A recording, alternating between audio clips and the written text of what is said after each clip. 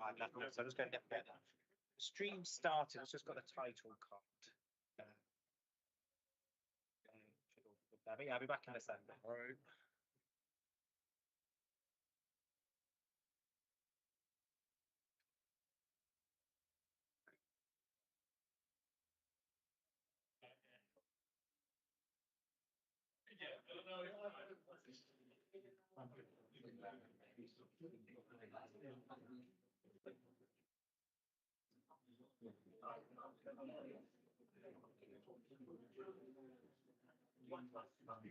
He was in charge of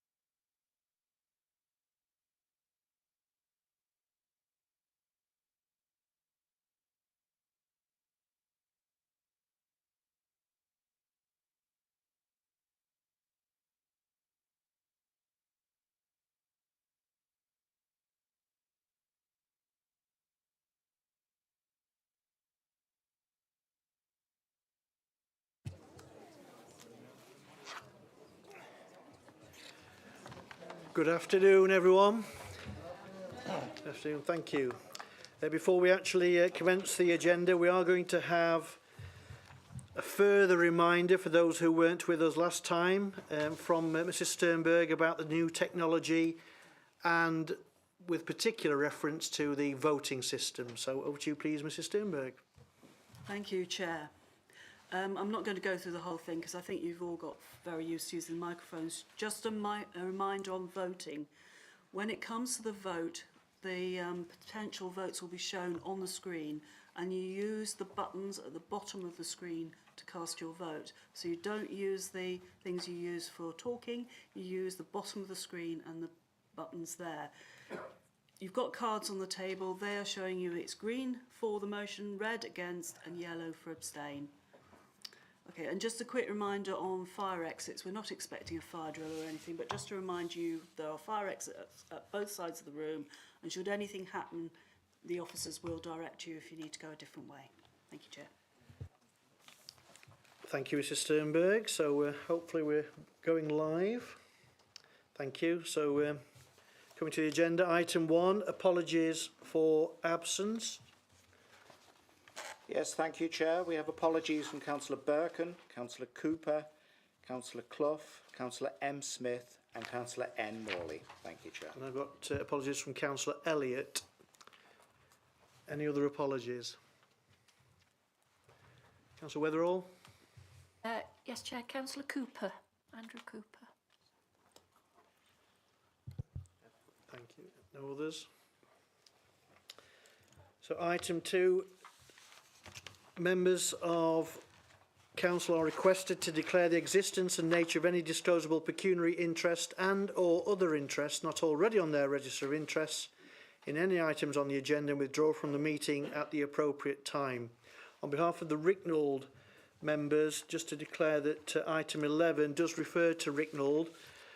We are Ricknold members, but because it's not pecuniary interest, we're entitled to speak and vote on those matters. Are there any other declarations?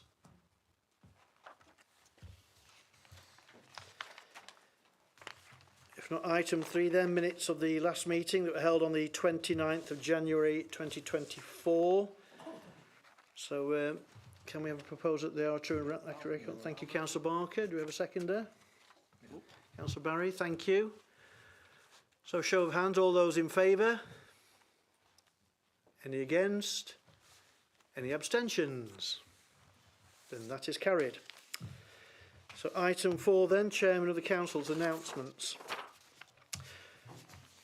Jean and I were shameless supporters of the North East Derbyshire teams who participated in the Derbyshire Swimming Championships in January.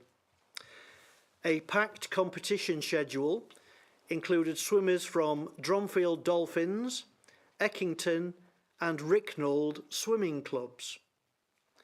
We cheered them on and were delighted to see some great personal performances. It was thrilling to be asked by organisers of the event to present a winning trophy to Repton Swimming Club. We did have the opportunity to chat with officials and club members. It is heartwarming to know there are so many local volunteers willing to give of their time for the benefit of talented swimmers. We were invited to speak at a whole school assembly at Walton Holymore Side Primary School. It was wonderful to see all the children using sign language, since the school is promoting inclusion. Jean and I spent time with the school's Eco Committee and learned about a range of innovative projects. One of those is to implement a toad crossing in the village. I had the privilege of witnessing the toad crossing in action one night in February. This amazing project is because of volunteers who are making a difference for local wildlife. During the same month, we attended the Derby and Derbyshire Youth Orchestra concert. It was a brilliant evening and we were able to meet young people from our district, aged 8 and upwards, who are creating sublime music. Jean and I were particularly moved by the Cantus Arcticus, which was composed to highlight the negative impact of climate change on birds in the Arctic. It is inspiring to witness young people in North East Derbyshire and further afield doing exceptional things. I have written to chairs of parish councils across the district to ask for contributions to the civic appeal for Ashgate Hospice. The hospice serves residents in every one of your areas who have cancer. This was recognised by most parish councils who donated generously when I last served as chairman of the council. Please consider doing so again. Thank you to Brampton Parish Council who have already made a kind donation. You will soon be receiving invitations to the civic service to be held on the 28th of April at St John's Church in Walton. It will be an uplifting afternoon attended by various organisations who make a difference in our community. It will be great to see all of you there. Thank you. Item 5, Leader of the Council's announcements. Over to you, please, Councillor Barker. Oh, thank you, Chair. I was trying to think of a toad joke, but I can't come up with one. Told you so. No, that's not working. As you'll be aware, Charlie Park swimming pool is now closed and work is continuing on Claycross Active and hopefully will be completed by end of year. Lee, I'm going to hold you to that one. With regards to Claycross, the contractor to do the work has been selected, so it won't be long before we see some action in Claycross Town Centre. A new skate park has been completed in Killamarsh, and I think that's already being well used. And with regards to the bus service in Killamarsh, that was raised at the last council meeting, I can report that a meeting has been scheduled with Claire Brailsford from the County Council, and I believe, Charlotte, you're coming along, so if you want to bring some money with you, you're more than welcome. The planning application in Hunston was also raised at the last meeting, and I can report back that we have had the external advice back that was alluded to at that meeting. Following consideration of that advice, we believe that it's now right and proper for the application to be reconsidered by the Planning Committee. Following the conclusion of discussions between the applicant and officers in relation to how the applicant wishes to proceed, those discussions are yet to take place, although officers have briefed the applicant on the situation and the ways forward, which are consistent with those that have been communicated by the Assistant Director for Planning to Alex Dale as the ward member. I can also update Council on a couple of the things that were referred to. A project manager to oversee the development of the new depot will be appointed very soon, so we'll be looking to set up the cross-party working group to help coordinate that project. Also, I have met with Ellen, Councillor Weatherall, about the issues on Matlock Road, and we have committed to support her in trying to address the issues on that road. We have contributed to the Storm Babette review, and on the back of a lot of work done by Lee, a strategic flood group for North Eastern Derbyshire is in the process of being set up. And finally, we had the Parish District Conference 2 Fridays ago, which was very well attended and I think was positively received. Connected to that, I have been attending Parish Council meetings around the district. Of the 28, I reckon I've now been to 15 of them, which have been an experience to say the least. Hopefully this demonstrates our desire to work with parish councils to improve the services we deliver across the district. Thank you. Thank you, Councillor Barker. So item 6 is public participation, but we have had no public questions, so we're going to go straight to item 7, which is level of council tax for 2024-2025. So over to you, please, Councillor Kerry. Thank you, Chair. As Council will be aware, the Localism Act of 2011 requires us as a billing authority to calculate the council tax requirements for each year. Each preceptor approves their own demand when setting their annual budget, as we did on the 29th of January. In order to calculate the council tax requirement for 24-25, the demand of the Derbyshire County Council, the Police Authority, the Fire Authority and the local parish council have to be taken into account. The key tables in the report are at 23F, Band D council tax, 23G, Band D council tax per parish when the district, North East and the parish precepts are combined, 23H, which is the full council tax band by band when district, North East and parish precepts are combined, 2.4 is the list of the council tax band by band for the major preceptors, and 2.5 is the full list of council tax band by band by parish with all the preceptors' demands combined. Just a little bit of further explanation. The tax base is calculated on increased or decreased to numbers of occupied properties within the district. This is done at parish level, which is then accumulates up to the district total. Estimates are made for the houses likely to become occupied during the year 2. The percentage increase is decided by the individual precepting bodies. Legislation dictates the maximum increase each preceptor can levy, e.g. 3% for the districts this year. This does vary based on national policy, i.e. the introduction of the adult social care precept. And the preceptors are the main preceptors are the DCC, the fire and police, and we also have 24 parish preceptors. All are provided with the tax base and then calculate their own precept and advise us accordingly. This accumulates up to the total council tax payable by North East Derbyshire residents by band. Incidentally, 24-25, the percentages increase, DCC 4.99%, the police 4.88%, the fire 2.99%, and North East Derbyshire 2.99%, and the parish precepts vary.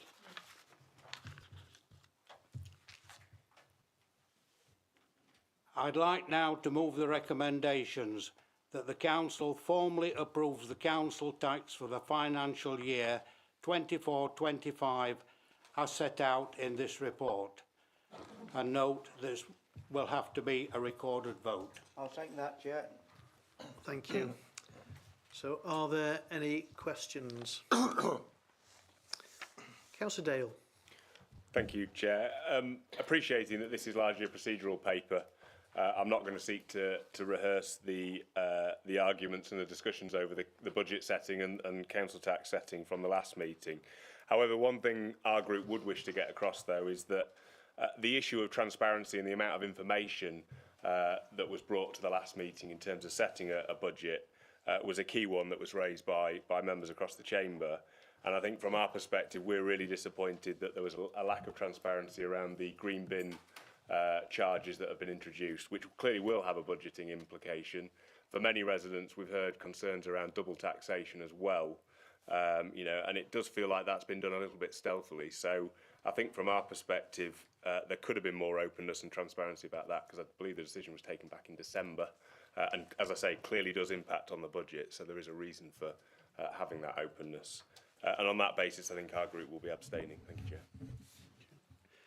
Any other comments or questions? And back to Councillor Kerry to respond to the comments. Well, with regard to the last question, there is a question further on the agenda that will perhaps answer that question for you. Thank you. So we are going to come to the vote, and just to remind you, it is a recorded vote. So as we've said before, there will be a copy of all the voting intentions that will be retained in the minutes. So we need to go to the voting system, please.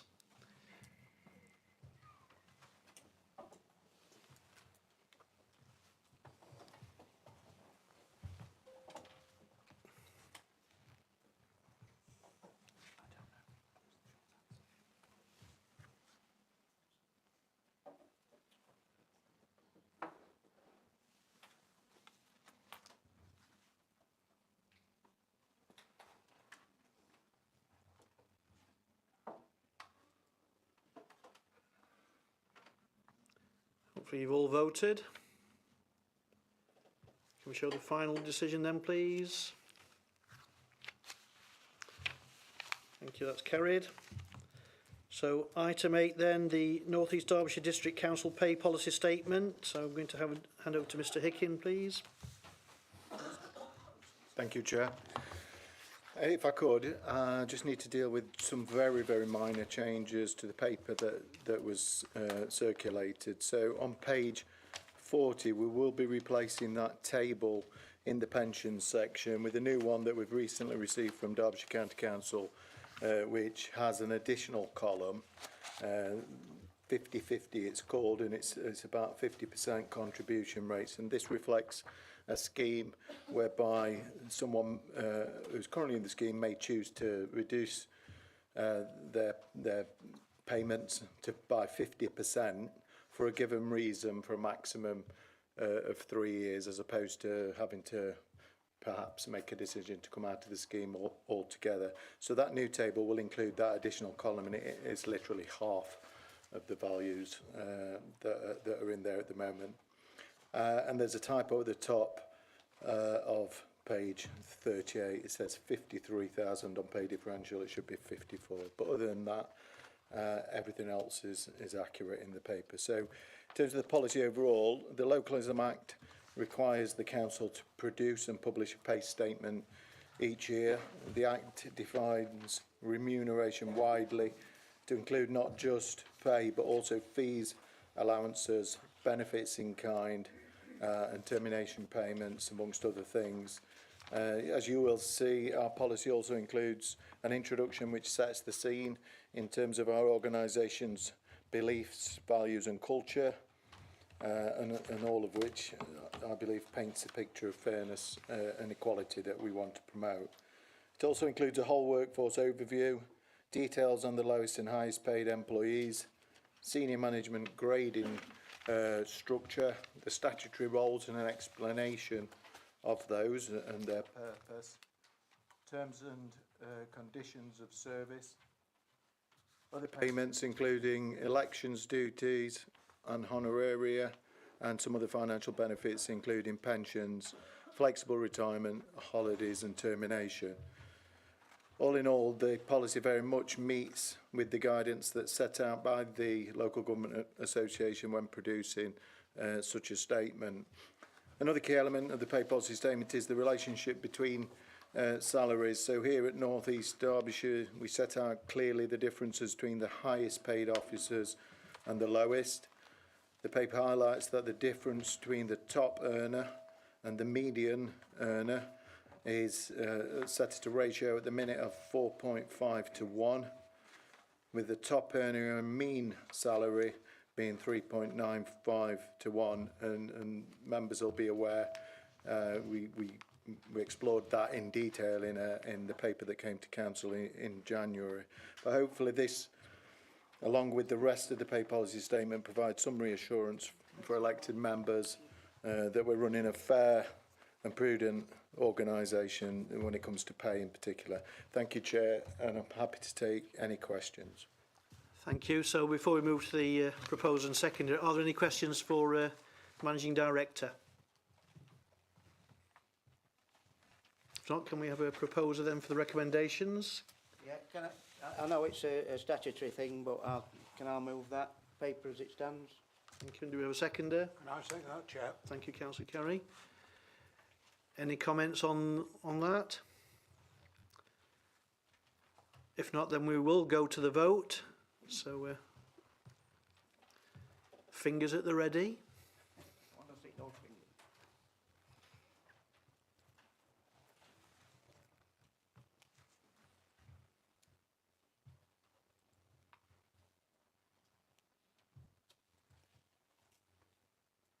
Right, and with bated breath, we'll go to the result. Oh, you've got a fault? No. Right, thank you, Councillor Welton. So it's 42 in favour, only just carried. Thank you. So I've just got somebody coming to you now, Councillor Welton, just to check your voting pad. In the meantime, we'll press on with item 9, which is implementation of council tax premium policy for empty homes. So over to you, Councillor Barker. Yeah, thank you.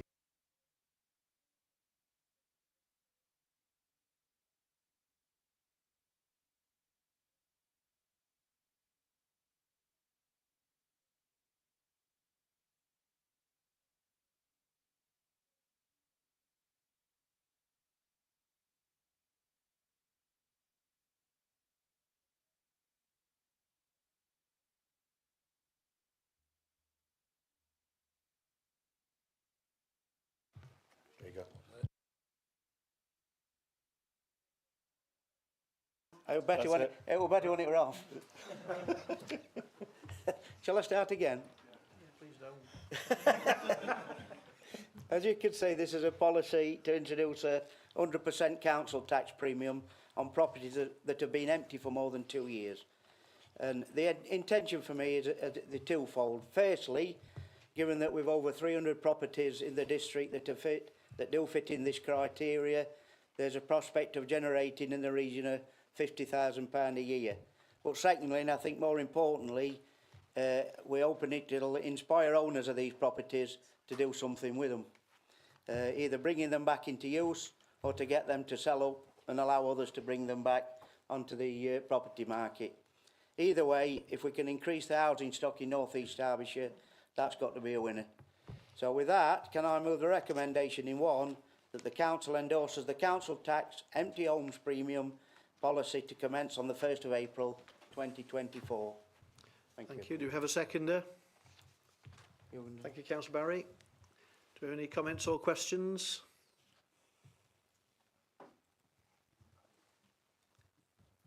So, Councillor Dale. Yeah, thank you, Chair. Broadly support the approach. I think it's a good step forward.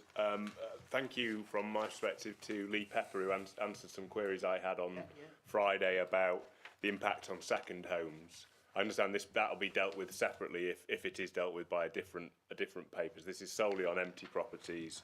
And the reason I raise second homes is that obviously going backwards a few council meetings ago, we had a discussion around the new powers, and obviously North East Derbyshire, in my opinion, is in a slightly different situation to say other kind of seaside resort areas where actually we're trying to promote tourism in this area. So I think there's more of a balanced view to be taken on second homes, but certainly on empty properties, I think our view as a group is pretty strong that we would support any measures that can be taken to incentivise or disincentivise keeping them empty effectively. From my perspective, the exceptions policy I think is important. It's important that you do give and take a little bit and understand that some residents' situations might be convoluted by various different things. The works required to some properties, means that it does take longer than any of us would wish sometimes, and cost more money, and therefore I think it's good to have that exceptions policy. It does give quite a sort of broad scope for that, which is good, but I'm conscious it does put quite a lot of onus on the officers to make those decisions in terms of what would be fair for an exception or not.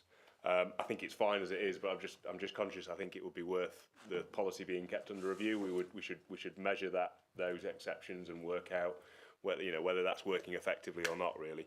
I think the key question from our group is whether it goes far enough. I'm conscious that in section 1.4 it says that we could have gone beyond the 100% additional premium to 200% over 5 years and 300% over 10 years, and there's certainly some properties I know in Councillor Jones's patch who there's a very, very long-term empty property that is really concerning. So whether we could consider going further than what we're proposing here, we're just proposing a 200% flat rate or a 100 plus 100% flat rate, and whether we ought to be going further. So I'm not sure whether I can amend the recommendations or amend the policy at this stage, or whether I could ask that as an amendment that those further incremental increases be considered and brought back to council, maybe. So yeah, happy to propose that if that's an acceptable amendment. Thank you, Chair. Yeah, that's fine. Yeah, just a second. Yeah, so we need a seconder for that. So Councillor Rennick, thank you.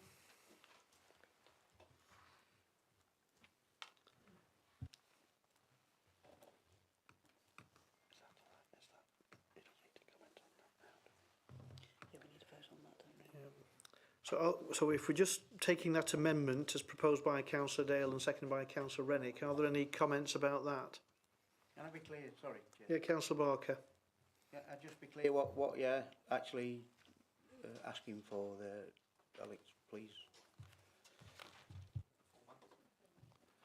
Yeah, I'm asking if effectively we adopt the policy as it currently stands, but then for the additional ratings, the additional premiums that are listed in section 1.4 to be considered and brought back at a later stage to a future council meeting for consideration of whether they could be added to this policy.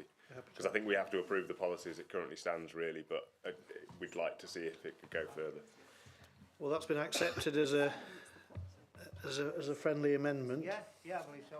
I think it's sort of implicit in there that we would do that. Okay. So if we just take a show of hands for this one, so all those in favour? Any against? Any abstentions? That's fine then, so that friendly amendment is accepted and voted on, so that's now in. So coming back to the discussion with the friendly amendment now as part of it, Councillor Adlington Stringer. Thank you, Chair. Councillor Dale, you've saved me a job. I was just going to make the exact same recommendation. So I'm pleased that that's in there now. And I'm, again, looking forward to not only seeing the full extent of this being introduced and really maximising as much as we can. I want to not only highlight that we can extend the premium, but also the timing that we can do that. We can do that within a year, and I would suggest to Cabinet that they look to do it as quickly as possible. In Belfit Drive in Wingerworth, I have a resident who's been in touch about an empty home, which has been going on for a long, long time. There's pests, there's damage, there's antisocial behaviour. We need to take action as quickly as possible and use the full extent of the law to make sure that happens. And I'd love to see Council do that. And also looking forward to see a second homes policy coming as well. I know it isn't such an issue here as it is in the Dales and Sheffield, perhaps, but we still need to take action now to prevent our communities becoming ghost towns and keep the fabric of our communities protected for as long as we can. Thank you. Thank you. Councillor Shipman. Thank you, Chair. Just to say, really, I'm absolutely in favour of this. There's been no surprises. We raised that motion a few months back, so happy to support it. And I'm glad that the amendments have come forward to increase the amount of taxation after the 5 and 10 years. So yeah, absolutely in favour of it. So looking forward to the vote. Thank you. Councillor Weatherall.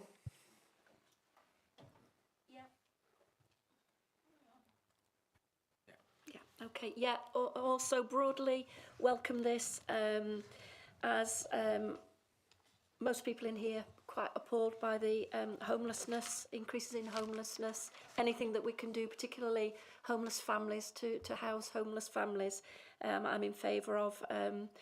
And I've just got a couple of questions, if I may, Chair. Paragraph 4.2 on page 45, there's a statement about the numbers of empty properties rising, and I wondered if we know why those numbers are rising. And then paragraph 4.2 again, but on page 52, is the introduction of uninhabitable properties. And I wondered what the definition of that was. There's not much said about uninhabitable properties except in that table. And I wondered if this could include, for example, flooded properties where the owner of that property has not been able, because they're not insured, not able to get insurance, if that would include those families and whether they would be included in the exemptions in some way. So a bit more clarity around that would be really helpful. Thank you. Yes, I think we'll ask Jane Dethick just to answer that technical bit, saving Councillor Barker. Thank you. on this occasion. Thank you, Chair. I'll try and live up to that high expectation you've just set of me. So in terms of the reasons, it is quite mixed. A lot of it is single landlords. A lot of it is people who are left properties and simply don't know what to do with them as a nature of inheritance. It is quite mixed, to be fair.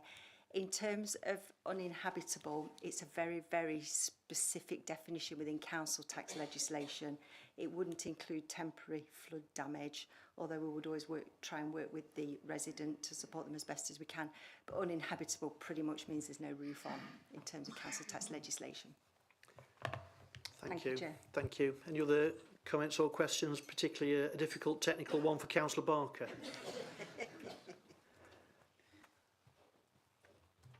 Councillor Hancock. Chair, it's not for Councillor Barker. I'm just actually picking up on the Constitution because this is the second motion Councillor Barker's moved today, and Rule 10 doesn't allow you to move more than one. Mrs Sternberg. Thank you, Chair. From memory, Rule 10.5 applies to putting motions on the agenda. 10.1. 10.1. And not to moving the motions of reports that are put forward. It just says there's an exception if it's under Rule 11, and that's not an exception under Rule 11.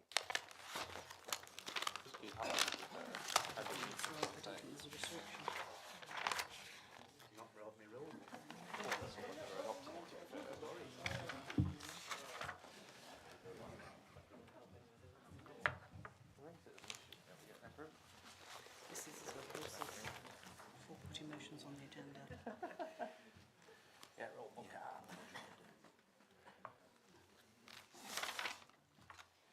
It doesn't actually specify one way or the other.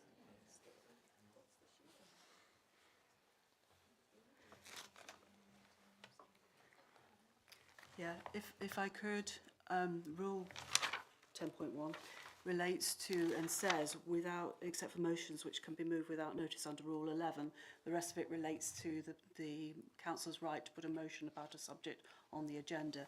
If you look at number 11, the following motions, 11.1, the following motions and amendments may be moved without notice, and F is to receive reports and recommendations of committees or officers and to make any decisions necessarily arising. So I would say yes, there is power to do as many of those, although there's only power to do one under 10.1. Right, hope you're enjoying the constitutional debate. Thank you, Councillor Hancock. Any other questions? I daren't ask now.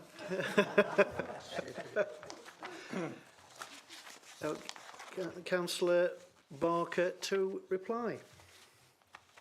Yeah, thank you, Chair. There are a couple of things there. I think Jane's answered that one. I would have said same. It's varied on those two questions, Eleanor. We could get more detail if you need it. I'm sure Lee Pepper will have all that at his hand. Why the number of homeless are rising and I can't even say uninhabitable. But yeah, you're in that. And again, I did have a look. I got advice, Alex, on what you were asking. And from where I can see, if we're going to do the second homes one, you've got to give people 12 months notice anyway. So that's not something that'll happen overnight. And like you say, it's not that massive. It's not like we're in Dorset or South Wales or North Wales or wherever. So it's something that we'll keep on the thing. Just for clarity, we're voting on that 1.4 to review that. We're not actually agreeing it, we're just reviewing it. Like you said, we'll review it, keep it under review, and I think that's fair. See how it's working, if it is having the effect that we hoped. But we're saying we'll review those extra charges, not that we 100% agree on them, Rob. We're clear on that? With a report back to council. Yes. Yes. That all right? I think that's... And I didn't know I was going to break any rules today. There you go. Thank you. No, you haven't. I haven't. So I'm safe. For now. So can we move to the vote then, please?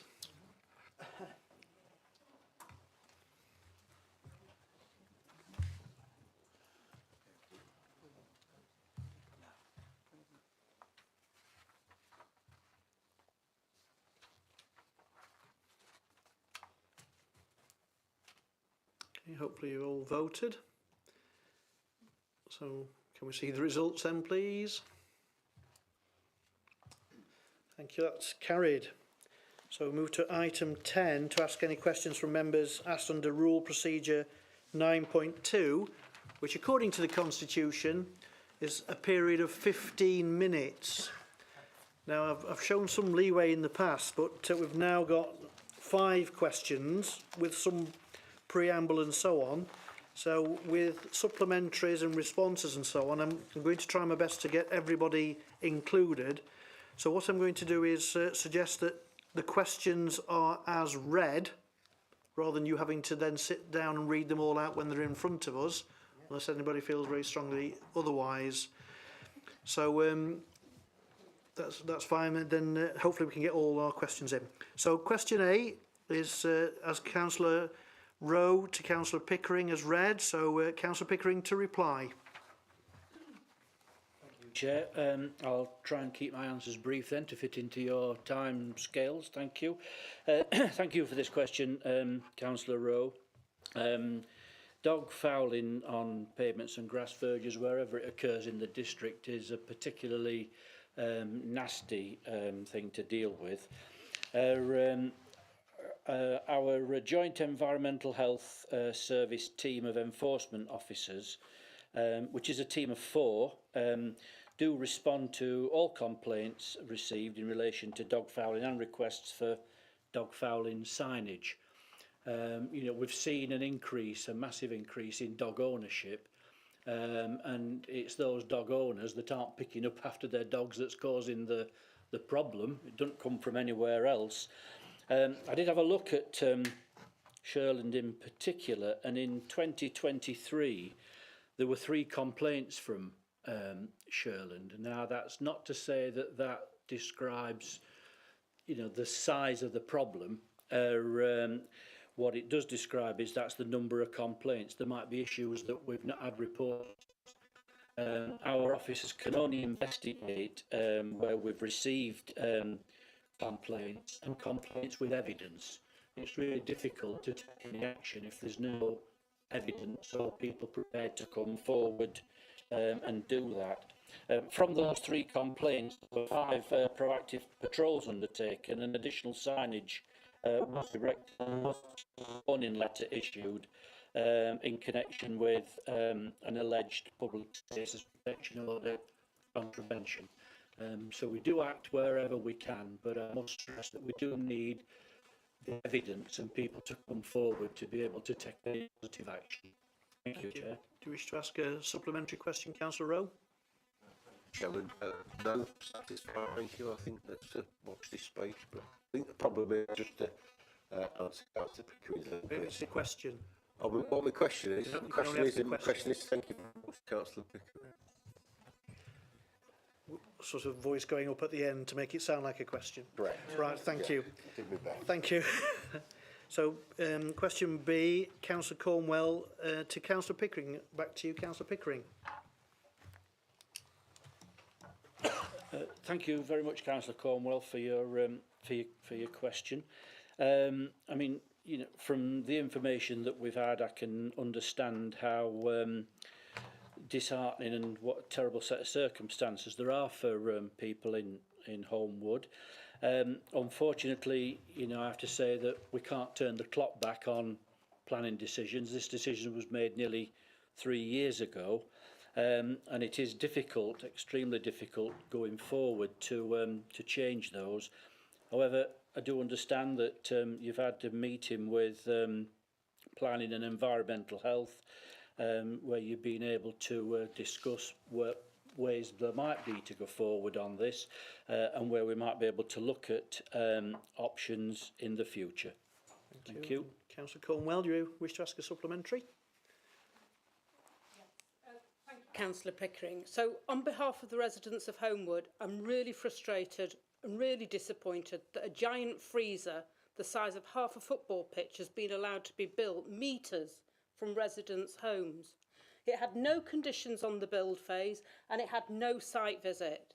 The result of this has made residents' lives a misery. So my question is, I would love a commitment from Councillor Pickering that nothing like this can happen again under our watch, and that we can work with the officers at North East District to create best practice procedures for any builds of this nature moving forward.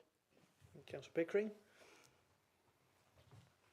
Thank you for that.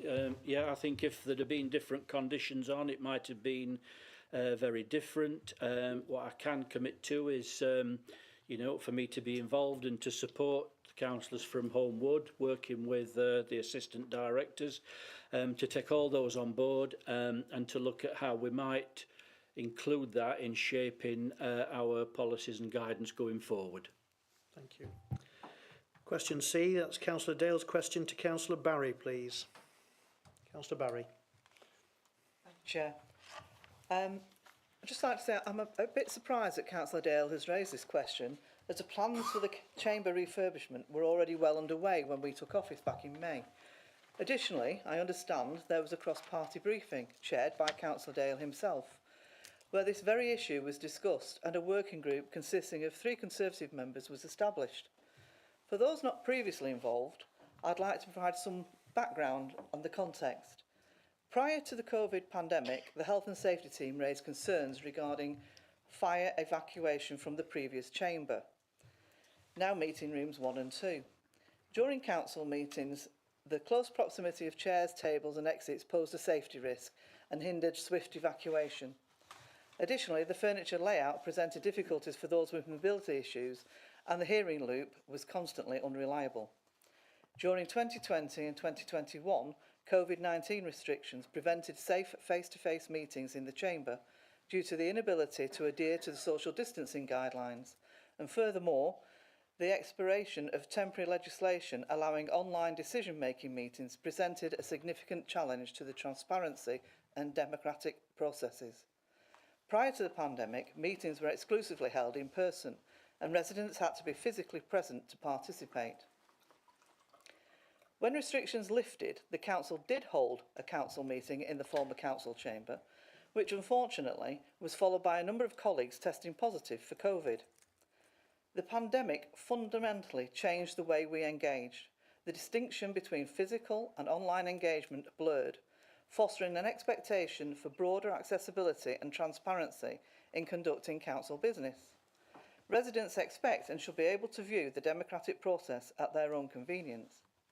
The shift towards greater accessibility necessitated proper equipment to function effectively.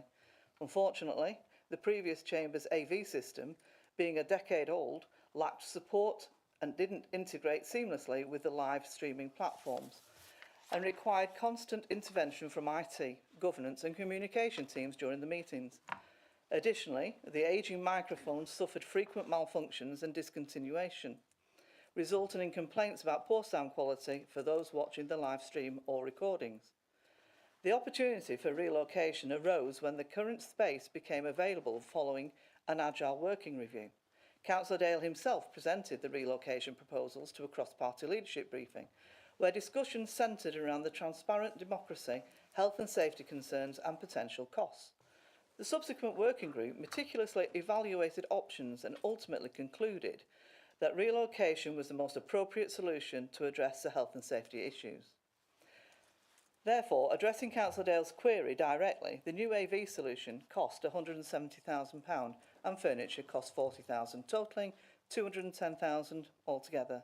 This project was funded from designated asset management budget within the capital programme, allocated for refurbishments of public buildings, including Mill Lane. I trust that this explanation provides a comprehensive response to the question asked. Councillor Dale, do you have a supplementary? Chair, extremely long-winded answer there, but I think broadly I supported the move to this room. The difference between our administration and yours is whether we spend over 200,000 on TV screens and cameras and new furniture. And I'd ask whether the Cabinet member feels that at a time when we're facing rising council tax bills, lots of residents are still struggling with the cost of living, whether most residents would support that sort of expenditure. Councillor Barry to reply. I think while relocating the existing AV equipment was considered, independent specialists were actually deemed it highly unlikely due to its age that it would ever be compatible with anything else. And I think the residents deserve to be able to see and view the meetings going forward. It's only democratic that we do that. And I think by doing what we've done and increasing, the accessibility to everybody, that fulfills it. And I think that's a good start again. a good way of spending the money. We're not much different than what Derbyshire County Council paid out when they redid theirs. I believe they were about £173,000. So we're not that far out as a district council for that one. Thank you. And we come to question D. However, just to remind people, Councillor Jones's question, as you can see set down, I've deemed it as 2 questions in one. Therefore, the first part of it will be answered by Councillor Barker. So over to you, Councillor Barker. Oh, thank you, Chair. Yeah, that's an interesting question, I think, Councillor Jones. And I'm sure you're aware that this consultation is still ongoing. It's something that will come in front of Cabinet, that we'll sort of discuss it, and we'll come up with a response to that. That consultation is open till the end of March. I'll have a quick look at some of the proposals, and at first glance I think there's several issues that I think have been flagged up. Not least, I think the possible impact on increasing the number of homeless cases if it's implemented to its full. It would mean a loss of control of our allocations policy and a move away from the Localism Act. Some of the changes would mean that primary legislation would be required. Therefore, I think it's doubtful that they could get passed before the election. And from some of the comments I've seen from some housing experts, it would appear that some of the proposals aren't deliverable. It does feel as though the statement that has been made does smack of the fact that there's an election round corner and there's some populist things said within it. We will have a look more in depth when it in the near future, and we will submit some comments in due course. Thank you. Councillor Jones, is your second part to be your supplementary, or do you have a different supplementary question? I have a different question. Thank you, Chair. There are some difficult interactive elements in the new proposals. A substantial area of the Council's housing responsibilities are outsourced to Rickfield Homes, as outlined in Housing Brochure number 6. Is it the Council's intention to utilise Rickfield Homes to manage the new proposals? Thank you. Thank you. Councillor Barker to reply. Yes, for council tenants, I'd imagine that's right. We'll put the policy together. Our housing team will work through that. Lee Pepper and his department. But obviously, when it comes to allocations, Rick Nudd will work through that because that's where people go to if they want a council house. Thank you. Question E is Councillor Cupit's to Councillor Pickering. Councillor Pickering to reply. Thank you, Chair. Thank you, Councillor Cupit, for your question. I mean, currently we don't charge for residential waste. You know, it's contained in the council tax. You know, Councillor Dale has alluded several times today about increases in council tax and increases by stealth. He might like to come and tell us where the money comes from to pay for council services then.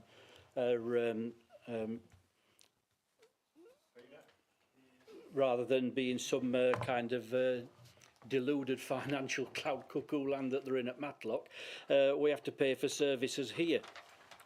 What I can tell you about increases by stealth is that DEFRA, a department of the Conservative government, has put a statutory requirement on this authority that from April 2026 we've now got to start collecting food waste on a weekly basis, and they're going to give us some funding through a financial grant from DEFRA. Currently, the offer to North East Derbyshire, and our residents need to know this when they look what Conservative governments are foisting upon us, to fund the vehicles alone, they've given us just over £600,000, and on current estimates that indicates there's a shortfall of £400,000. So I don't know where you think that money's going to come from, but given those financial difficulties, it wouldn't be prudent of me at the moment, or it'd be inadvisable to commit to any course of action. Thank you. Councillor Cupit, you wish to exercise supplementary? Thank you, Chair. I would just point out that I think that the 200,000 you've just outlined on the chamber costs, you could ask for a refund partly. cover those costs. But my supplementary would be that given the changes that have now been announced and that you've just mentioned in relation to garden waste collection charges, and given the consequences of that decision and that it will have been a cabinet member one, as you'll have them to ready to hand because of the importance of this subject that you've just outlined, could you outline the business case for those garden waste changes, including the predicted falls in recycling rates, the administration costs and fly tipping and environmental health waste cost increases? Thank you. Councillor Pickering to respond. Thank you, Chair. I can't outline the whole business case in a short period of questions this afternoon, but I'm sure we can get you a written answer to that, Councillor Cupid. But I will stress that currently, in relation to garden waste, every property in North East Derbyshire gets a green bin emptied at no additional cost. It's included with all the other waste collection. There is an additional cost for people that want additional bins. They can apply for those. And as I said, garden waste and all collections has to be funded. And we'll wait and see what appears in the budget later on this week. The BBC News tells us this morning that the Chancellor's minded to cut public services even further. So we'll see where that funding comes from and where that leaves us as a district council. Thank you. We're just over the 15 minutes, so thank you to members for obliging with the not reading them out. That meant that we were able to get all of those 5 questions in. So, and thank you to the portfolio holders for answering as well. So, agenda item 11, to consider any motions from members under procedure rule number 10. Motion A, proposed by Councillor Windley. Over to you, please, Councillor Windley. Thank you, Chair. The Council notes the increasing financial pressures on Ricknold and the HRA owing to mould and disrepair issues, the casework issues ward councillors have experienced in terms of multiple mould cleans being necessitated while remedial works are pending, the impact on tenants' physical and mental health caused by reoccurring outbreaks of mould, the cost of treating reoccurring mould issues. Now, this is with thanks to the hard work of the colleagues in treating these issues. Council calls for the portfolio holders for strategic leadership and finance to work more closely with Ricknold to address the root cause issues of mould in council-owned properties more swiftly, to reduce both the financial cost and health impacts of mould reoccurring where there is an identified structural cause. Thank you. Do you have a seconder? Councillor Hancock. Thank you, Chair. I'm happy to second. I'm actually just going to pass comment because when we came up with that £210,000 figure for this furniture, that's more than my house is worth. And I think that's the context that we've got here, which is quite scary. I believe Councillor Dale's actually got an amendment to this motion, but the principle of it remains, whilst it's not a huge part, we are getting recurring issues where mould is being treated with a repair and cleanse, then but we already identified it's down to faulty windows or it's down to a guttering leak. That then goes on to a long work programme.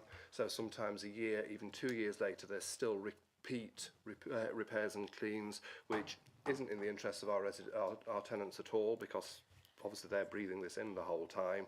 It's unsightly for them. They can't actually get on with decorating because of these issues, and the underlying cause still needs to be dealt with. So it's not a criticism of everybody. Obviously we've got a system that isn't working as tightly as it should do.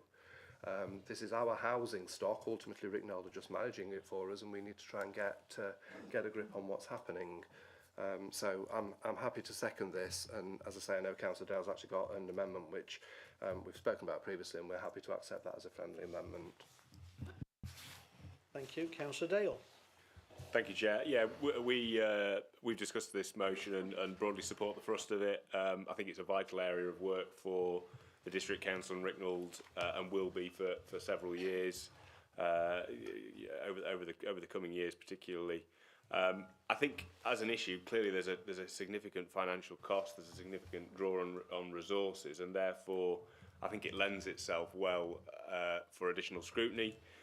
Obviously, the motion is already asking for reassurance or assurance from the leader that he will work with Ricknell, but I think in the interest of accountability and transparency, we would want to see just some additional items brought back to full council so that we can, all members can play a role in this and help to offer some of that scrutiny and challenge and oversight of what's happening. So I have put forward a motion to Martin. I think he's able to, an amendment. So the existing motion would be the bit in black, and we're seeking to add a bit on the end, effectively, which is hopefully not negating. It's calling for additional stuff, but not, it's in keeping with the principle of the motion. And really, we're asking for updates on to every other full council meeting, for updates on the additional resources that are being spent and what impact it's having. Details of a strategy, a longer-term strategy as to how we're going to tackle the issue, and what the resource requirements are likely to be over an extended period of time. I think it would be useful to see a range of statistics on how many reportings are coming through, what the likely causes are, whether it's a geographical issue, whether it's a house type based issue, how long it's taking in terms of responses. And then that final point we were particularly interested in, because as the motion alludes to, there's obviously mould cleans, which are clearly resource intensive. And there are other technological solutions out there, dehumidifiers, MVR, HR, which are quite a clever extractor fan which draws the moisture out and retains the heat from your home. So I think they're about 90–95% efficient. So they're quite a clever bit of kit, and they're not overly expensive nowadays. They have come down in price over a number of years. So we'd be looking for an analysis of that benefit-cost ratio as well as doing that work. So yeah, that's the motion. As I say, it's meant on the basis of recognising it's an important issue for the whole council. We want to be able to play a role and to feed in and to be able to sort of come up with ideas and help with the issue, because we recognise it's one that not on a political basis, but we all face and we need to deal with. So yeah, it's meant with good intent in terms of being an amendment, and yeah, that's it. Happy to propose that, Chair. Thanks. Councillor Windley, it's your motion. Are you happy to accept that as a friendly amendment? I am, yes, thank you. Right, so we're tabling that now as the actual motion that's going for discussion. Okay. So you've seen the amended motion. That's what we're now discussing. It's been accepted by the proposer and seconder, so we're debating that. Councillor Gillett. I must admit, I welcome this change of heart from Councillor Dale, who wants lots of things coming to this council, when as leader for 4 years, or for 3 years, sorry, Councillor Lecker, very little, I understand, did come to this council in the same way that happens at Matlock. I think everybody in this room would agree with the sentiments of this motion. We all want our council stock to be of the highest quality, and we all want issues of damp and mould and disrepair as dealt with as possible. But I think what the motion actually shows is a lack of understanding of some of the changes that have taken place over the last 12 months since this administration took over, which I propose to go through, and also some of the issues that the Ricknell Board has been discussing as recently as last December. Now, it is perfectly true that we still, as a council, have 4 members on that board, but one of the first changes we did was to open it up so that there is now an opposition member on that board. It is not just controlled by the majority party. And I think that is a welcome change, and I'd like to congratulate Councillor Thacker for the contribution he makes there, because he does improve debate. He works in the spirit that he was put there, and it has made a difference. We've also changed the way the independent members work as well. We still have 3, but the board is now chaired by the independent member, and in the 9 or 10 months that I've worked with them, I have been really impressed by the quality of their contribution and the difference they make, and that is welcome. The leader of the authority, which is what this motion is calling for the leader of the authority, in effect, to work more closely with the board, well, I can tell you, he attends every board meeting together with the Director of Finance. They are observers rather than voting members, but occasionally they are allowed to contribute and give advice and guidance to the board if we need that in terms of what is happening here. He also meets on a regular basis with the independent chair as well, and I think the most recent meeting was last week. To go through matters of joint interest and to make it quite clear what this council expects of the board. So in terms of the working relationship, I've only been here and on the board for about 10 months, but those who have been here for a lot longer than me tell me the relationship has never been closer or more productive. In terms of what we do, well, but it may be just coincidence, but we did discuss both these issues at the last board meeting in December. And I know we had Mrs Shaw here for the last meeting, where as part of her presentation and with the proposal to increase the rents by 6%, she actually went through these issues in quite some detail. And I understand she also went through it at a previous joint scrutiny meeting and at the scrutiny meeting prior to that as well. So many members of this authority are aware of the issues and how serious Rickneld are dealing with them. The increase in the rents has allowed us to make potentially make some substantial differences, but ultimately I think we all recognise that it won't solve the problem overnight, and it will need substantially more sums than this council has available to us, and that's where we need additional funding from government in particular. But as a result of that increase, we are employing additional staff just to deal with mould and damp, and they will have a dedicated budget to deal with as well. At the last board meeting, we reviewed the capital programme to make sure that it was consistent with dealing with this issue as well. We also reviewed the damp and mould policy because there is a consultation taking place, or review taking place, and details were given to the board as to how that is progressing. And we received many of the stats that Councillor Dale has asked for. Those documents, I believe, are public documents. The meeting is open to the public. If any member wishes to have access to those or to attend meetings, they will be more than welcome in the same way that they are to these meetings, the public is to these meetings. So I don't think there is actually a need for this motion, and therefore I personally will be voting against it, and I will be encouraging other members of the council to do that. However, I am conscious that behind Councillor Windley's motion, there may be individual casework, and if there is casework, then I would want it dealing with. So I'm going to issue an invite today, which I will follow up after this meeting, inviting Councillor Windley to come and meet with myself and Mrs Shaw, so that we can discuss that casework and see what the issues are.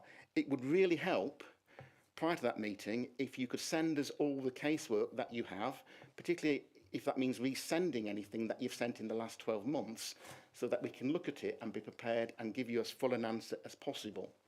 And I'd say the same to any other member. If they want to talk to us about it, don't wait for a motion at council meeting.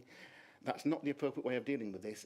Either talk directly to Rickneld, which I'm sure you do, and if not, come and talk to one of the board members, and certainly to myself, and if we can help, we will.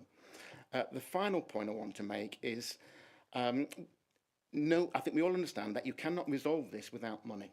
And at the last council meeting, there was a request to put the rents up by 6%. I understand the position of the Conservative group, I get that, but I don't understand the position of the Lib Dem group, who voted against it. Just to remind you of the time, you're almost out. Yeah, who voted against it. And without that money, we could not do much that we are now proposing to do. And therefore, it is thanks to that 6% increase that some of these issues will be dealt with over the next 12 months. Thank you, Councillor Gillett. Councillor Barker. I think Kevin said most of the stuff really. In the fact that I was just going to reiterate that the relationship between the council and Rickneld has never been as good, as close. Like Kevin has said, I was at a meeting last week, I go to the board meeting. We spent, I'd say, a third of the time at that meeting last week talking about this. Damp and mould, it's a massive issue, we all accept that. Since Awab's law and that tragic death, we fully understand there's lots of issues around that, a lot of law, legislation, like Lorraine has said on numerous occasions, that legislation's got to be dealt with first before we can start doing anything else. We've got to do all these things, and again, like Kevin said, a lot of that information is already in the public domain. There's absolutely no need for this motion and the amendment that we're discussing. If you want to know anything, and the offer's there, if anybody's got any cases that they don't think's being dealt with properly, please come forward and let us know. We're setting Rickneld are setting extra staff on to deal just with this. I don't know as we can do a lot more, so I don't really see a need for that motion. We are honestly, I can't stress enough the amount of work that's going off in the background to deal with this. Thank you. Thank you. Councillor Shipman. Thank you, Chair. I think what Councillor Gillett's just highlighted there is that there's a lot of talking that's happening, but the issues not being resolved. Because it's not just dealing with speaking to councillors and dealing with the issue once. It's the reoccurring issues, and that's what we're trying to get across here. It's not a case of, oh, well, here's one property and Ricknold aren't doing anything. Ricknold are trying to resolve the issue, but the problem is they aren't nipping it in the bud. They aren't dealing with the root causes of the mould and the damp in the properties. And it's good to hear that they're hiring extra staff, but are they hiring the right staff, the people that are actually dealing with those root causes, or are they just hiring people to deal with the complaints that are coming in? Because they're two completely different hiring that you need to be doing in an organisation like Ricknold Homes. So if you're saying that the administration is doing these things and is trying its best to do these things, I see no harm in adopting this motion today. Because if you're saying you're already doing them, that's one ticked off already, isn't it? So why would you not approve and allow stuff to come back to council so we have first-hand knowledge and we can debate it in council meetings? It seems like you don't want that debate in the council meeting, whereas we should be having those debates and holding Ricknold to account because they are managing the housing stock on our behalf. So I see no harm in why the Labour would not want to pass this motion today. It just seems really silly if you're saying you're already doing the stuff that is intended off the back of this motion. Councillor Durrant. Thank you, Chair. I have to echo Councillor Gilliatt's words in that I'm a little puzzled as to why this motion has come forward. We were first made aware as councillors, myself being a new councillor as well, when the issue of mould and damp came to the Community Scrutiny Committee, of which I'm Vice Chair, on the 20th of September. Now, I will note that Councillor Windley attended and asked questions at that meeting. The Managing Director of Ricknold attended that meeting, gave a presentation of their plans going forward of what to do. So from my reading of this, everything that has been suggested here has already been done, and I'm a little baffled as to why this now needs additional motions at the full council for this, because the Scrutiny Committee was the right place for it.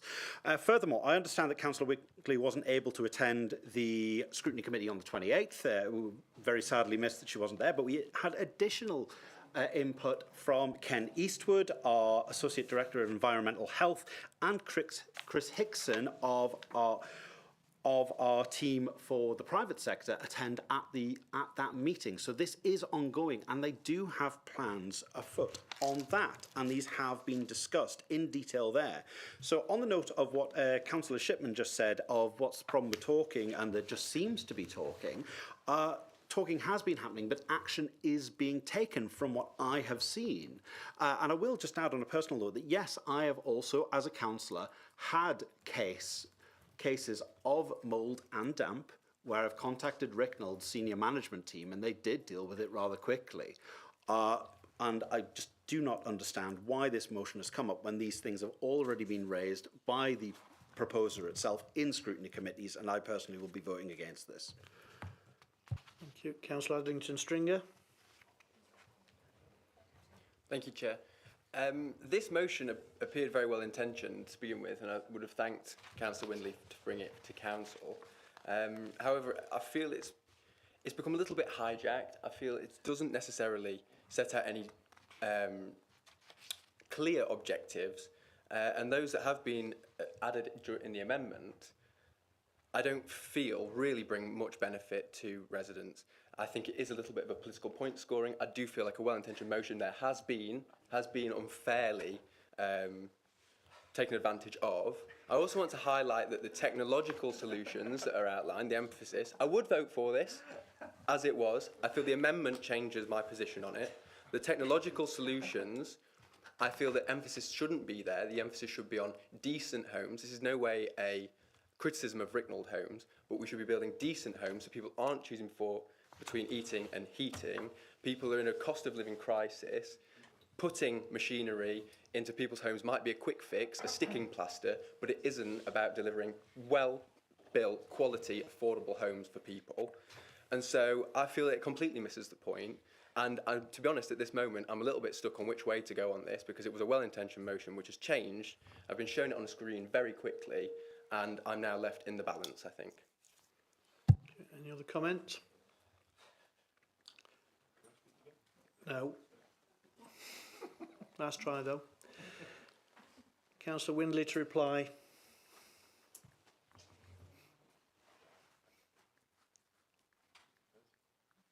Thank you, Chair. At the scrutiny meeting, Mrs Shaw was asked to expand on reoccurring issues and said that she'd been misunderstood. The council needs to be kept updated on what's happening. And I can say that it's not completely working. I know it's probably a long-winded situation to cope with, but it's just not always working. And people are still left with problems. Thank you, Chair. Thank you, Councillor Windley. So we are going to go to the vote, and you've seen that the vote has the additional text. So to your voting pads. So it's either for the motion, against it, or abstain.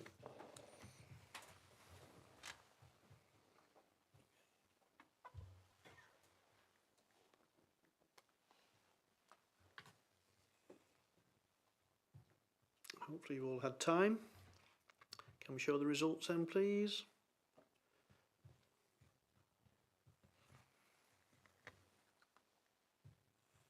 That's it then, the motion is lost.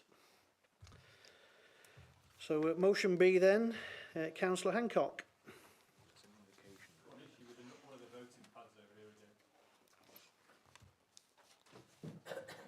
Right. Operator error. Would your vote have made a difference? No. No, not for that one. So we'll continue, but yet again, technical problems. After all we've said about the cost of technology. We should have spent more. Councillor Hancock.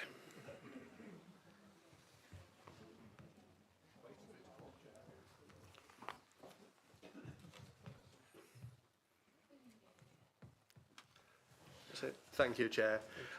Yeah, I mean, this is rising again from casework, and it's one that we have spoken with Rick Neld about, and as the policy, as the motion kind of explains, Rick Neld's hands are tied to some degree by the council's policies. We need to set policy and change policy for them to be able to work with it.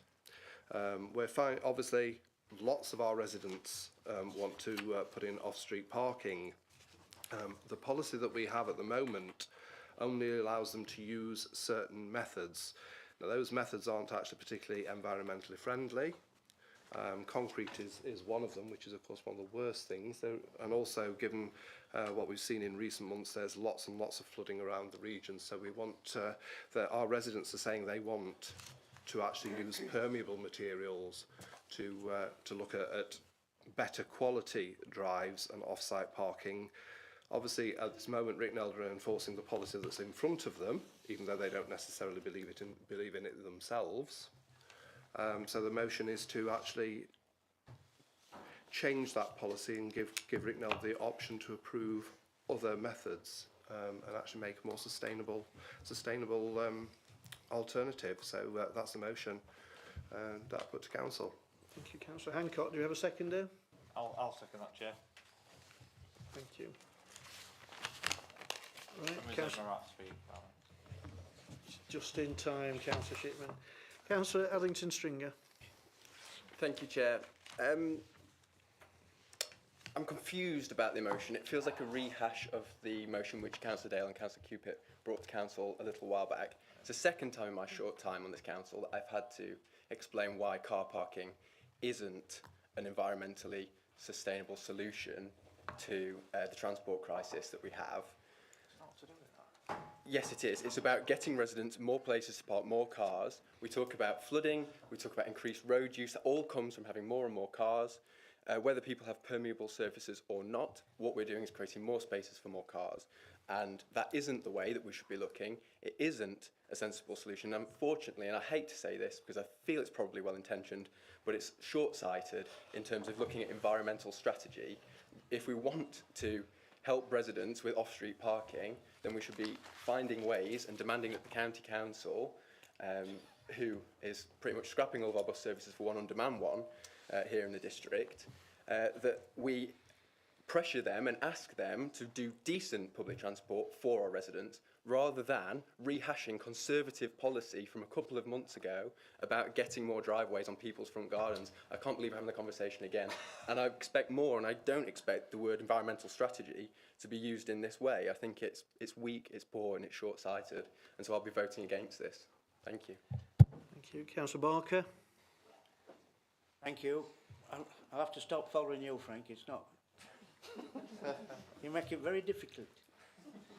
I've got a lot of sympathy with what you're saying, but we've got this motion in front of us, and again, I'm not really sure about it. I think it might be well intentioned, but I don't see a need for it. It's not that long ago that we did a review into all this and all the issues that come around. I know Ricknell do permit tenants to create off-street parking, but they have to pay for it. And I fully get, you know, that these works have to be done in accordance to some sort of specification. Otherwise, we get all sorts of stuff built. So I fully get that. But if you have got any new solutions or any ideas, just feed them in and let Ricknell know again, or the engineers, and we can definitely have a review of all that. We're not tied to anything forever. But again, it's got to be cost effective. People have got to want to do it. And I fully get what Frank's just said. If we can get people not to build on the front gardens, that's got to be a winner in first place.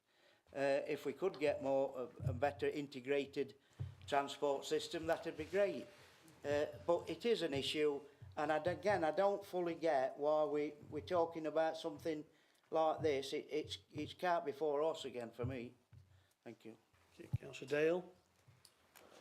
Yeah, thank you, Chair. I think our group will support this motion. I'm actually really disappointed that the Labour administration only last week have mothballed formally now the parking strategy that we talked about at the previous meeting. I know my suggestion of a loan scheme was not brilliantly well received, but I think this is another way to help create more off-street parking.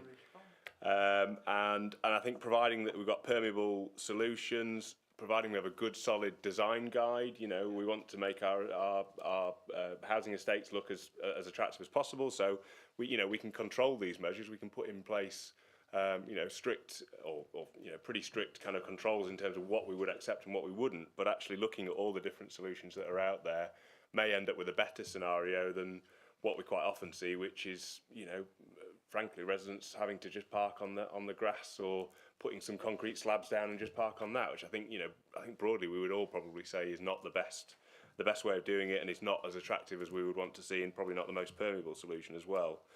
So I think, more use of technology, ensuring we've got those design guides and principles in place. I think it's a really good way of doing it, and those who can afford to do it, they are helping the community at large, because they are taking cars off the road and dealing with a problem where we know that a lot of our council-owned estates have narrow roads, lots of grassed areas, but not that much parking. They were built for an age where people only had one car, and the reality is now people have 2, 3, 4 cars potentially, depending on how grown up the family is. I sort of understand Councillor Adlington's Stringer's point, but we're not going to be all driving around on self-propelled hovercrafts anytime soon. So we do have to deal with the day-to-day of now, and the day-to-day of now is that lots of people have lots of cars, and I think our role as a council, as I've said before, is in helping people, improving their lives. And parking, we know, is a big issue for a lot of people. It comes through in our postbags. I'm sure everyone has concerns raised about parking, and this is a relatively painless way of helping to improve that situation. Certainly more painless than the last motion we discussed, which ended up where it ended up. So I would really support this motion. It seems pretty pragmatic, sensible, and I would hope that we would all support it, because it makes sense. Thank you, Chair. Thank you. Councillor Reid. Yeah, can I just confirm, what's the time limit, 3 minutes? It's 5, but if you want it to be 3, please. Please, I'll try. There are a couple of things here. My understanding is that this is already an option that's available, but all we're asking for is to make the information more readily available and clearer for residents to actually avail of themselves of this option. Now, in point back to Councillor Adlington Stringer's point here on we should be pushing people towards public transport. Yes, I agree that if people actually have public transport options that they want to use, fine. The problem is the demand isn't there. Do you know it costs an average of, what is it, 250,000 to 800,000, I think it is, a year for one bus? We don't have demand being used on these services. People choose, because they can't get routes to where they want to go, to have a private motor vehicle. So if they want a private motor vehicle and we can't put these services in place because people won't use them, there's no point spending £1 million a year on a bus that no one's going to use. It's not good use of public funds. Residents want off-street parking. All we're asking is for clear guidance so that people can actually park their cars where they want, all right, and actually provide a solution. Why is it that when we get residents to go to Ricknold Homes to ask for information on doing this, that they send us back to full council to have a member in another party bring up a motion to say we want this to be clearer for our residents, and we either get stonewalled by Greens with these ideological differences of we've got funding to pay for everything to save the planet, but buses, yes, we pay for buses that no one uses, and all residents want is parking off-street so they can get to work where they want without spending 3 hours in transport for a service they don't use. Let's just make it clear and easy for our residents to apply to put in their own parking at their own expense with environmentally friendly products that they have clear guidelines they can follow without getting the bureaucratic runaround. Councillor Shipman. Thank you, Chair. I think Councillor Adlington Stringers took this down an absolute rabbit hole that the motion doesn't even go anywhere near. All this is doing is, like Councillor Reeves has said, it's clarifying the current policy. So the current policy is that residents can basically concrete their front garden or use a few limited options to put the off-street parking. All this is asking is for different environmentally friendly ways of doing it. An example would be an eco-deck is what one of the residents in my ward has come to us about. They want to put some eco-deck down. That's not part of the policy that this council has prescribed to Ricknold Homes. We go to Ricknold Homes. Where do you think Ricknold Homes send us? It's to this council, because it's this council's policy which is limiting what Ricknold Homes can specify to residents. And that's why we're here. Because what is the process for opposition members to change the policy on this council? And that's to bring something to this council meeting for a decision on. If I was to go to Councillor Gillett and ask Councillor Gillett if he's willing to do a review into this, he'd tell me to sod off, because he's not interested in anything I've got to say or any ideas I've got. And that's the problem. If the council was more open to those sort of ideas and there was a mechanism outside of council meetings for us to do that, then of course we'd use it. I don't want to come and wait 8 weeks to get something the residents come to me about to get that approved. If there was a more efficient way of doing it, we would do that. But the reality is, opposition members will never be heard by the administration that's in power at any given time. And therefore, our only way of getting a debate and, you know, the slightest chance of something approved is bringing it to council. This is about changing an existing policy slightly. It's not even about changing the policy really at all. People can still have off-street parking whether they want to or not, and they are paying for it as well. It's not no cost to the council. All this is about more sustainable solutions for off-street parking. So let's bring it back to what the debate is about, and that is slightly changing an existing policy. And I honestly don't understand why anyone in this room would be against looking at different technologies that are available now that might have not been 6 months ago, 12 months ago. I'm honestly baffled why the Labour councillors and the Green councillor won't even look at sustainable solutions on it. Baffling. Councillor Rennick. Thank you, Chair. I also agree and support this policy. I, as the previous portfolio holder, felt that the standards that we applied to this was actually gold-plated. There are cheaper and better solutions, and with technology included. Our residents want this. We do have residents who have asked to do this. We'll make it very difficult and very costly for people to actually get their on-home parking. And I'll give you an example why this is critical in my area. It's because the 252 bus sometimes is late, and sometimes drivers apparently refuse to take this route because the parking on Ridge Road in Marsh Lane is so bad and double parked that actually the bus can't get through the route. That means the bus doesn't sometimes turn up because people refuse to use the route, which means therefore does actually make it difficult for people to take on board the use of the buses. Although that said, we've seen a decrease in bus services despite the record amounts of funding the BSIP and the government have put into it this last few years. Also, surveys consistently saying over 70% of people in our area want to use the car. That's because it's difficult in a rural area. We're not a London transport type system. It would not be adaptable here, and people want to use their car. And I think we need to get over this. Everybody should get on the bus and use public transport. It's not appropriate in areas like us. Our journeys are long enough without getting on a bus, which is sometimes 3 or 4 times longer. And believe you me, I looked into my journeys by bus and it's just not practical, if at all available. So let's get over demonising car users and let's support them and let's help get people off the roads to make more space for those who want to get about and park. And let's get over the fact that we are hindering people to actually do a better job of themselves. Councillor Durrant. Thank you, Chair. Remind me if I'm wrong, but this represents quite a big change in policy, and I thought the change in these kind of suggestions would go to relevant committees to look at it. If it's an environmental issue, why isn't this at the Scrutiny Committee, like Councillor Adlington Stringer's previous motion at last session? Why isn't it at a scrutiny committee? Why aren't we taking that time to look at it and then bring it to leadership to have a fully realised motion and change come into it? But I just want to make the wider point, and yeah, it might be down a rabbit hole again, but this is the second time Councillor Dale has mocked the idea of public transport. There's a reason why public transport is not used much in North East Derbyshire. It's because it's unreliable. It's unreliable repeatedly, and that... Thank you, Councillor Rennick. It's unreliable, and that's why people use the cars. They don't have another option, quite frankly. So it's baffling that those whose responsibility is to make a reliable service are the ones that are then mocking it, which I just felt necessary to comment on. So again, lastly, to summarise, this should be at a scrutiny committee. This should be debated fully there, and then have a more realised motion coming through. And I'm not voting for this as it stands. Councillor Weatherall.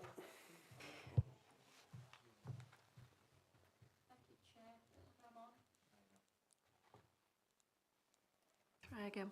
Okay. Yeah, I hesitate to throw another issue into the mix here, but as the owner of an electric vehicle, I may live in a property where I need to get off the road to plug in, to get Economy 7 electricity in the evening at night, to actually charge my car. So I can see that there are tensions here. I think we possibly all want the same thing here, and it's about the best way of moving forward given the reality of where we are now and where we would like to go. The other issue is definitely on street parking. There are some parts of the country now that are issuing fines to people who are parked on the street, having to go up onto the curb because otherwise buses can't get through, and bin lorries, etc. And that's right, because people pushing pushchairs, people in wheelchairs can't get through. So this is an issue that we have now that I think we do need to address now. But I think we also need to have an eye to the future and create sustainable transport systems, a better public transport system, do anything we can to work towards that goal. But in the reality is now, parking on street is a problem, definitely. Councillor Dale, you wish to raise a point? Just a point of personal explanation in response to Councillor Durrant's comments. I didn't mock public transport at all, or buses. I love buses. I think they're great. What I mocked was the realism of Councillor Adlington Stringer's approach of everyone just get on the bus because they're marvellous. The reality is in North East Derbyshire we don't have those level of services, and car usage is going to be a thing that's going to be with us for many, many years to come. Thank you. Clarity on mocking accepted. So, thank you. Any others? So back to Councillor Hancock then, please. Thank you, Chair. Some of the colleagues who've spoken have made some excellent points, and Councillor Weatherall, particularly that last one, about the charging, because nobody wants to be dragging cables across a street and causing issues there. Again, I mean, Councillor Adlington Stringer's kind of taken us on to his authoritarian stance about dictating to everyone how they should live their lives. This is about personal choice. And I think the key difference, which, because he raised about this being on the agenda previously, it hasn't been, that was about public parking areas. This is about people's own gardens. It's not about a wider scale, and it's about that choice in what goes there. To Councillor Durrant, please read the resolution, because it's actually saying what you're already saying, so I don't think you've read the motion properly there. Councillor Barker, I find it amazing given the fact that we spent half the last motion debating about what a nice cosy relationship we got with Rickneld, and obviously you've not had this discussion with them when we have, so clearly it's not as cosy and bilateral as you seem to think it is. So yeah, the motion is to be open, to evolve, not to say, well, this policy was looked at 12 months ago and it's now right, because things move forward. And yes, it would be ideal if we had a wonderful public transport system. Even if we had the best in the world, it probably wouldn't work for everybody, because you're still going to have someone who will need to take the kids to school on their way to work and collect the shopping as well. That's not always viable using public transport if you've got multiple things to do in a single journey. So again, it's not often I agree with Carolyn Rennick, but she's absolutely right here. People have got, we can't demonise people, because that is what they do, and it's their way of life, they need it. This is a pragmatic solution, so hopefully members will actually do it. It's about people's choice, and it's about giving Rickneld the tools to actually be able to allow what people want to do. Thank you. So we are going to move to the vote. If you do have a voting pad issue, please let people know immediately rather than after the vote. So let's go to our voting pads for whether you're for the motion, against it, or you abstain.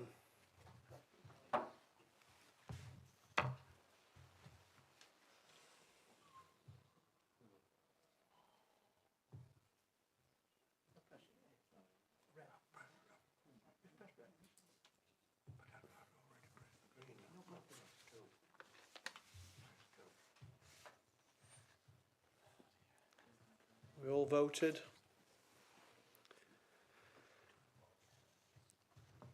Can we show the results then, please?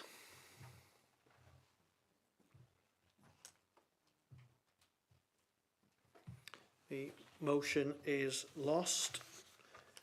So motion C then, proposed by Councillor Shipman. Thank you, Chair. In the spirit of trying to move the council forward and bring it into the 21st century, the motion's about creating an app, a North East Derbyshire based app, where residents can get notifications straight to their phones. If their bin's missed in their street, they can get that straight to their phones. If they need to report anything, they can log it straight to the council. It will free up the switchboard for the council, so those staff can be left to deal with people that need it on the phones. We can get as much information as we want out to them. I remember during COVID, the council spent thousands trying to get messages to residents, and we were all there in the COVID group that we had, going, what we're going to spend 50 grand on sending letters to everybody, 20 grand on putting a sticker on everyone's bin.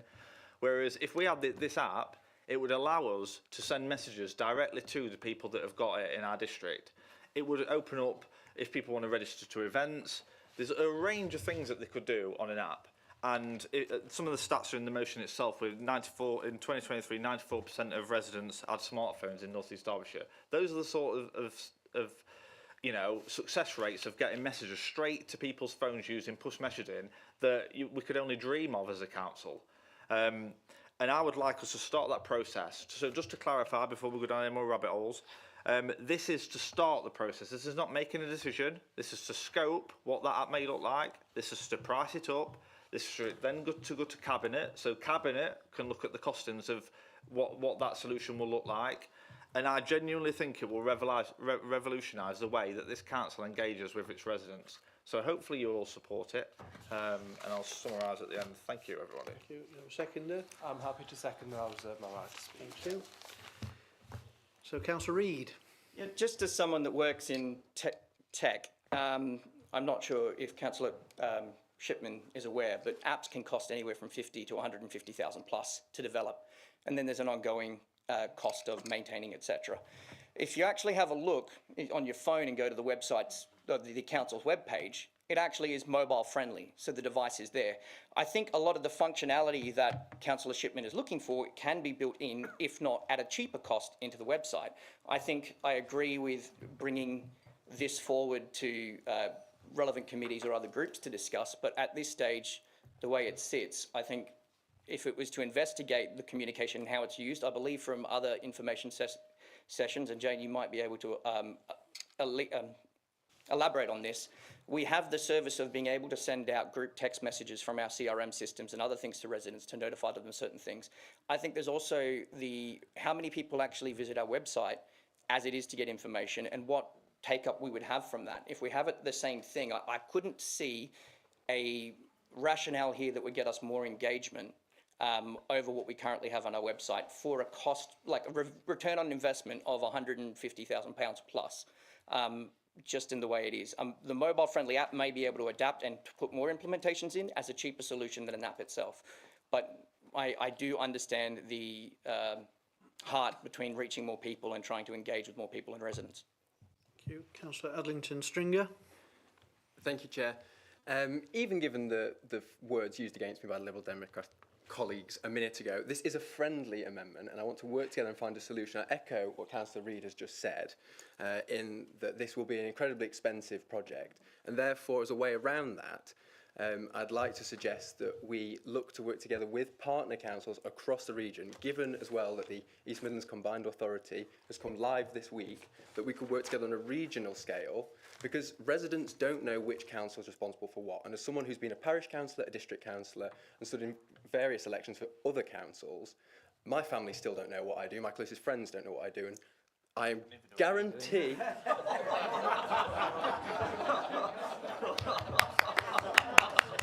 And I guarantee they don't know which council to report their bin to, which one to report their pothole to, and how that all joins up. So I think that if we are going to use a piece of technology, then we should use a piece of technology which makes reporting issues much easier for residents across the region. We can link up Derbyshire and Nottinghamshire. We can give people access to information from the East Midlands Combined Authority all the way through, helping them report much easier. So that would be my friendly amendment to Councillor Shipman. We can use your location-based services to achieve that. That's the only way that I can envisage this. I think having such a huge spend for our council on something which might not have such uptake would be difficult. And also, how many apps do people want on their phones? I have an app for pretty much everything. I have one for my flying hovercraft, human-powered car. Yes. And you stop videoing yourself, Lloyd. And we don't want one for our parish council, our district council, the county council and beyond. So I think unifying that, given what decisions have been made by councils across the region, will be a fantastic move. That's the only way I can support this. Thank you. I'm just going to let Councillor Shipman comment on the friendly amendment. Yeah, I'm not accepting it purely because it'll never get off the ground. If you're relying on the East Midlands as a whole to chip in and fund it, it'll never get off the ground. So, no, is the answer. Thank you. Councillor Dale. Yeah, thanks, Chair. I agree with a lot of what Councillor Reid and what Councillor Adlington Stringer has said.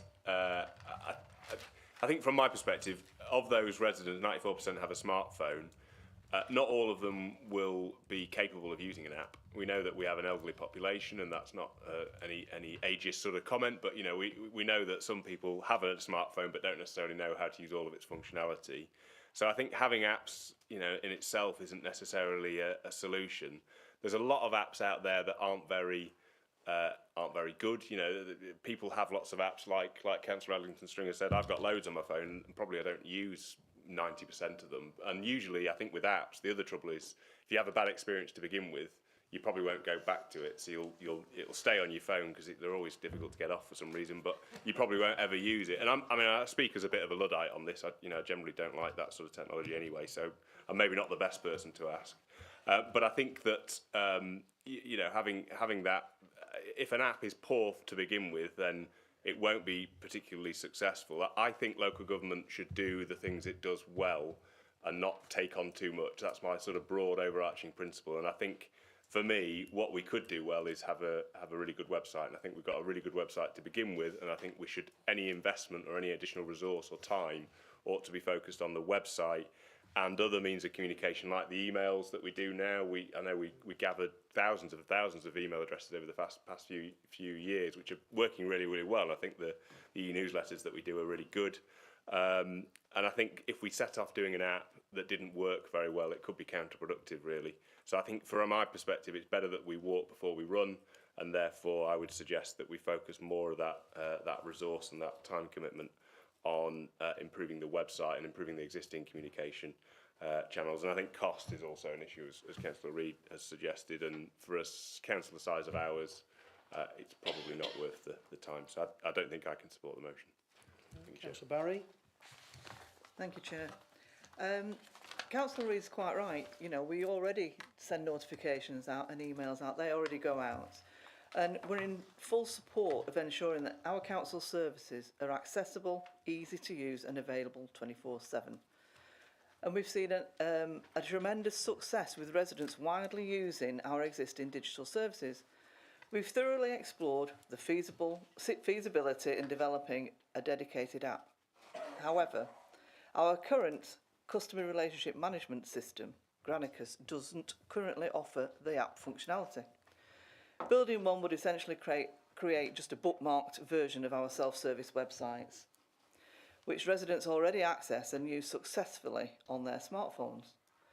Importantly, we haven't received any feedback suggesting difficulty in navigating our digital services currently, nor have we seen a strong demand for a separate app in any consultation, as such as in the recent resident survey that we've just sent out. In the coming months, we have planned a review of our customer relationship management solution. Other factors, such as growing integration of artificial intelligence, is revolutionising these systems and potentially improving digital services. This review presents an ideal opportunity to assess app integration alongside user consultations. So we're not yet at the point of setting up a working group for this. Not saying it won't come in the future.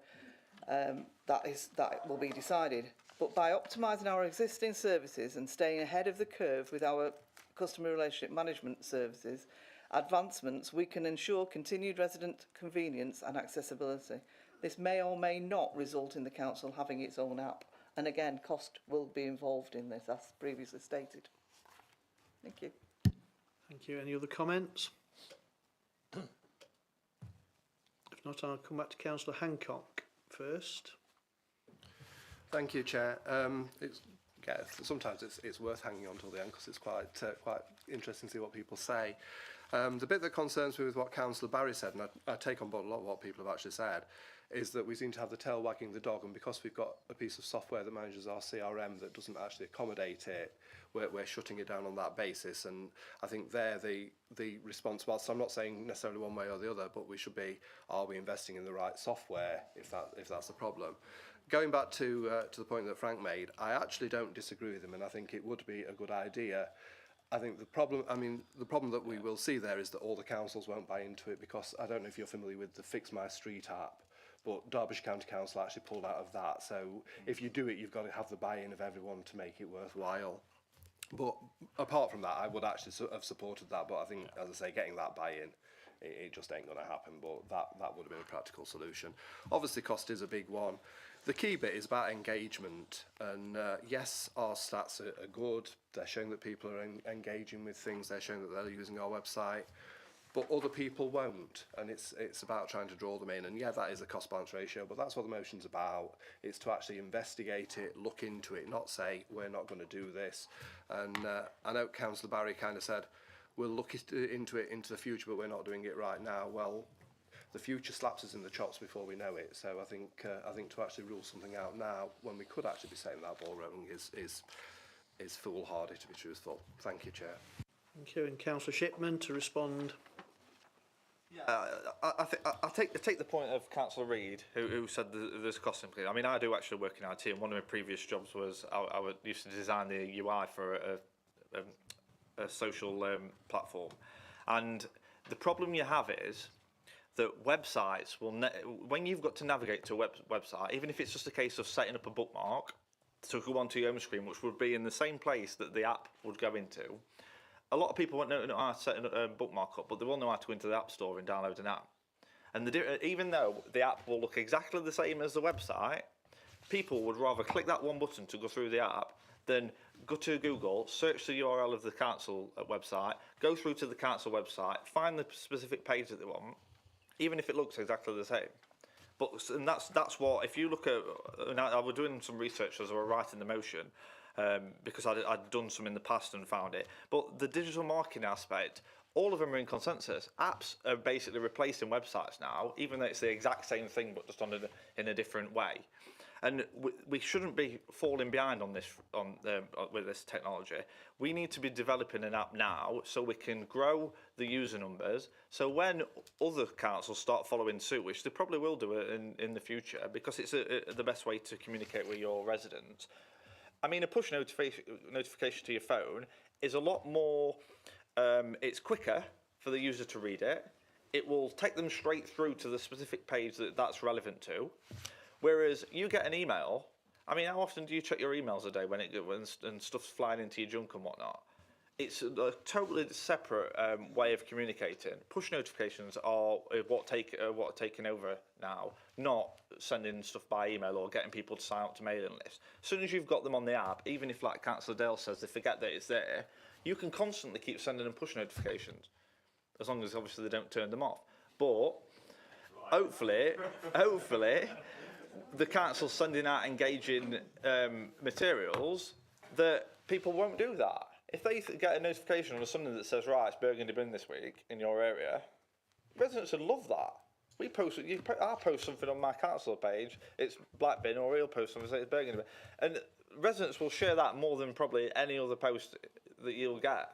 And that's what it's about. It's about engaging with the residents, and that, to me, is worth a lot more than investing even half of that money into the council website, because it's that communicating with the residents which the council will get its best value from. Thank you. So we are going to go to the vote now. So we're voting for motion C.